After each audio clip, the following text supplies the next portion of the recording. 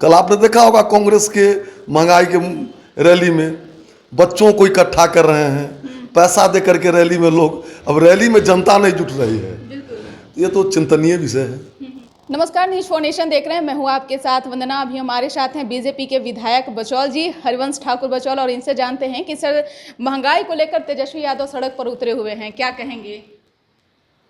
अच्छा है जी, संघर्ष करना चाहिए, लेकिन महंगाई है कहाँ?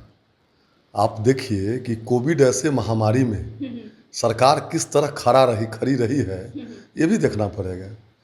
भारत के बहुत शहर में 2 रुपये किलो गेहूं और 3 रुपये चावल जो हम सब जगह दे रहे हैं, भारत के बहुत सारे शहरों में मिट्टी भी 2 रुपये किलो नहीं मिलता है।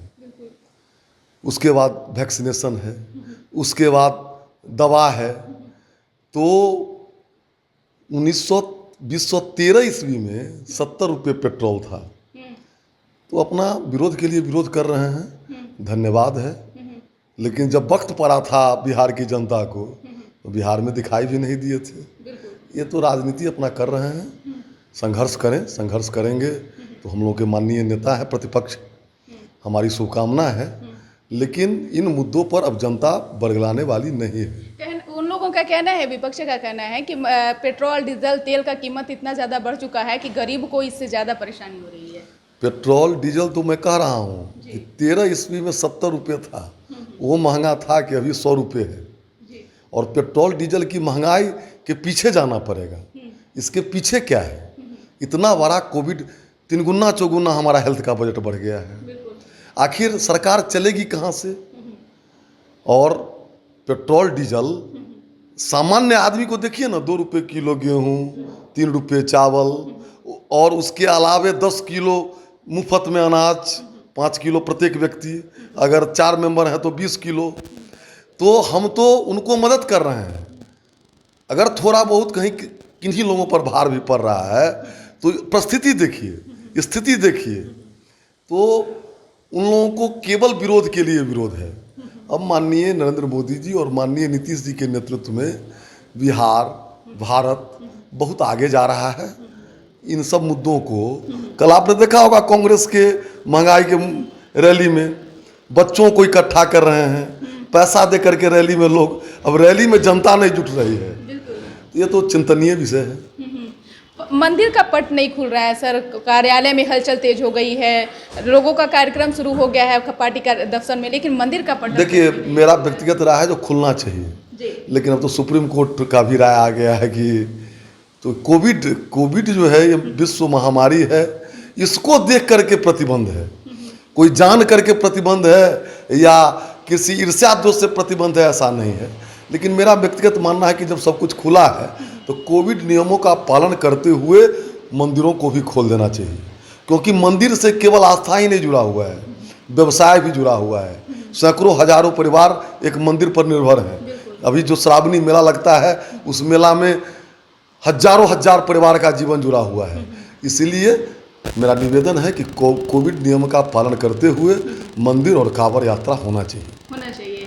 सर जेडीयू में बैठक हो रही है, कई तरह के बयान चले कि जेडीयू 2 गुट में बढ़ चुकी है। क्या यही कारण रहा है कि मुख्यमंत्री वर्चुअल के माध्यम से अपने जो नए संगठन की जो तैयारी की गई है उन लोगों के साथ जुड़ रहे हैं, राष्ट्रीय अध्यक्ष दिल्ली से जुड़ रहे हैं? क्या इस पर नो कमेंट, आंतरिक मामला है। जदयू अलग पार्टी है, हम अलग पार्टी हैं, और कहीं एनडीए में कहीं कोई विभेद नहीं है, कहीं कोई दरार नहीं है। हम सब एकजुट होकर के, हम लोग सेवा करने वाले लोग हैं, चाहे जदयू हो या भाजपा। हम लोग ये नहीं है कि चम्मच से लेके पैदा लिए हैं और विरासत में कुछ मिला है।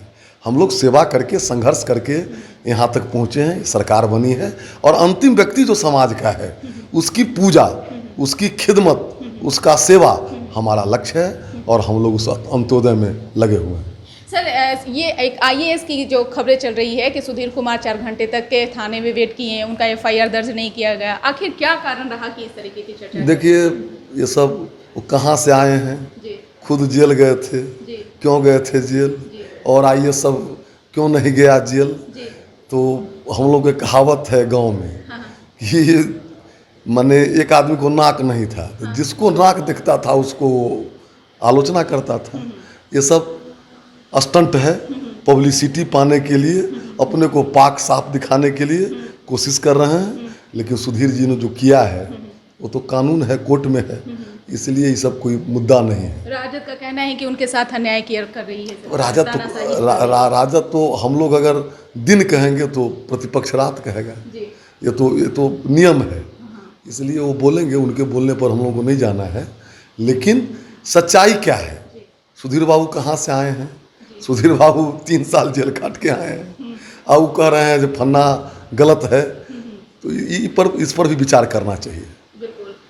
तो आप सुन रहे थे कि क्या कुछ कह रहे थे इन्होंने, साफ तौर से कहें कि मेरा व्यक्तिगत राय है कि मंदिर को अब खोल देनी चाहिए, क्योंकि जिस तरह से लोगों का आस्था मंदिर में जुड़ा हुआ रहता है, वैसे में अब कोविड को देखते हुए सरकार को भी मंदिर के पट को अब खोल देनी चाहिए। इसके बाद बस इतना ही, देखते रहिए न्यूज़4नेशन। नमस्कार।